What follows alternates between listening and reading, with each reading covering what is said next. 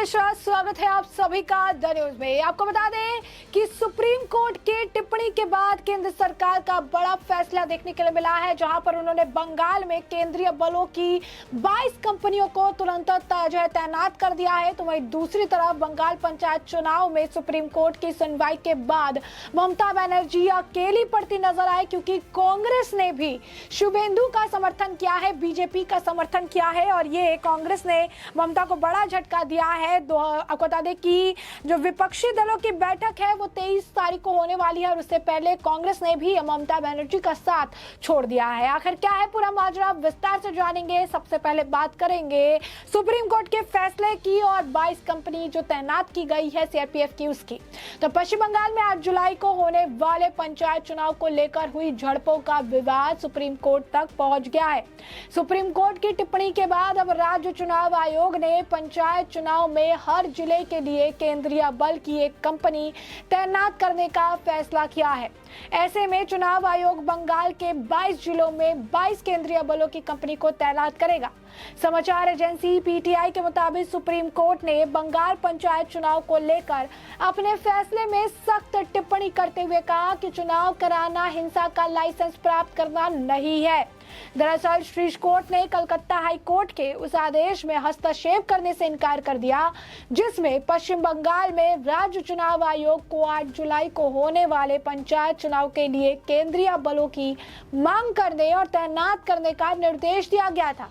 समाचार agency PTI के मुताबिक सुप्रीम कोर्ट ने आपको बता दें कि बंगाल पंचायत चुनाव को लेकर अपने फैसले में सख्त टिप्पणी करते हुए कहा कि चुनाव कराना हिंसा का लाइसेंस प्राप्त करना नहीं है। दरअसल शीर्ष कोर्ट ने कलकत्ता हाई कोर्ट के उस आदेश में हस्तक्षेप करने से इनकार कर दिया था, जिसमें पश्चिम बंगाल में राज्य चुनाव आयोग को 8 जुलाई को होने वाले पंचायत चुनाव के लिए केंद्रीय बलों की मांग करने और तैनात करने का निर्देश दिया गया था।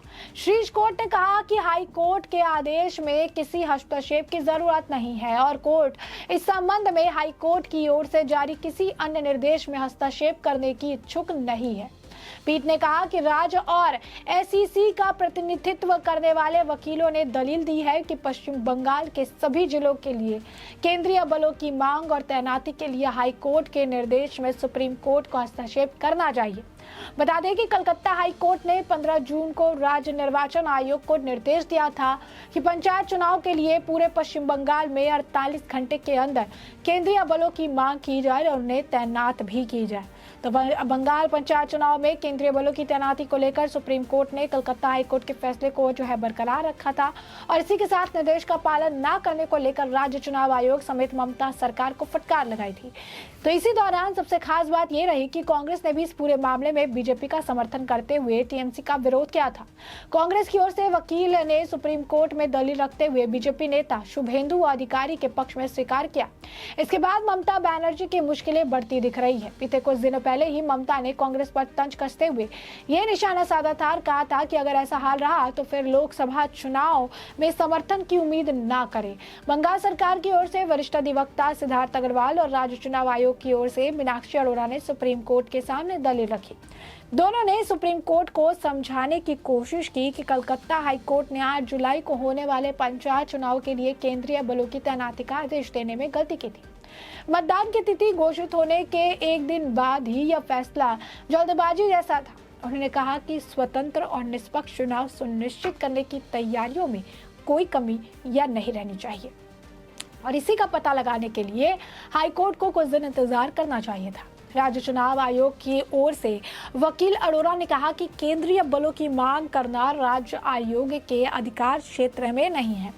राज्य की ओर से बताया गया है कि सुरक्षा बलों की आवश्यकताओं के संबंध में आयोग के मूल्यांकन से पहले ही हाईकोर्ट ने दखल किया था। साथ ही ये कहा था कि कुल 61,000 से अधिक बूथों में केवल 189 संवेदनशील बूथ है, जहां अतिरिक्त सुरक्षा बलों की तैनाती की आवश्यकता थी। ऐसे में राज्य भर में केंद्रीय बलों की तैनाती पर सवाल खड़ा होता है।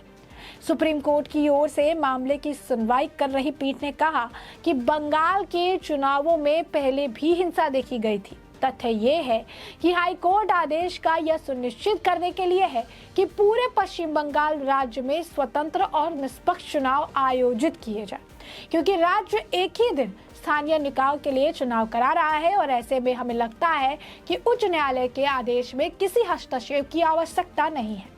बीजेपी नेता शुभेंदु अधिकारी की ओर से वरिष्ठ अधिवक्ता हरीश साल्वे ने कहा कि ममता सरकार राज्य में केंद्रीय बलों की तैनाती को रोकने के लिए एक एजेंडा चला रही है।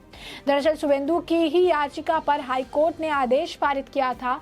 साल्वे ने पीठ से कहा कि राज्य में कई उम्मीदवारों को धमकाया जा रहा है और नामांकन पत्र दाखिल करने से रोका जा रहा है। इस दौरान कांग्रेस की ओर से भी वकील विवेक तनखा ने टीएमसी सरकार का विरोध जताते हुए शुभेंदु अधिकारी का समर्थन किया। कांग्रेस सांसद अधीर रंजन चौधरी की ओर से वरिष्ठ अधिवक्ता विवेक तनखा ने कहा कि उनके मुवक्किल हाईकोर्ट के आदेश से पहले अप्रैल से ही केंद्रीय बलों के लिए दबाव बना रहे थे।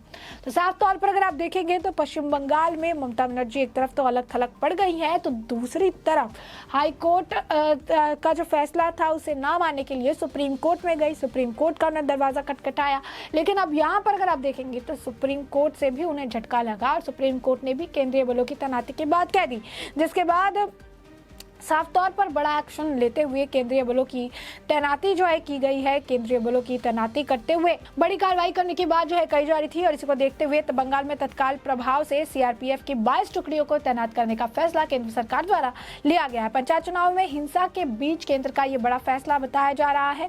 पश्चिम बंगाल के केंद्रीय बलों की तैनाती के आदेश के खिलाफ याचिकाओं में सुप्रीम कोर्ट ने इसे खारिज कर दिया था और इसके बाद ये फैसला आया। एससी ने कलकत्ता हाई कोर्ट के उस आदेश में हस्तक्षेप से मंगलवार को इनकार कर दिया था, जिसमें पश्चिम बंगाल में राज्य निर्वाचन आयोग को 8 जुलाई को होने वाले पंचायत चुनाव के लिए केंद्रीय बलों की मांग करने और तैनात करने का निर्देश दिया गया था।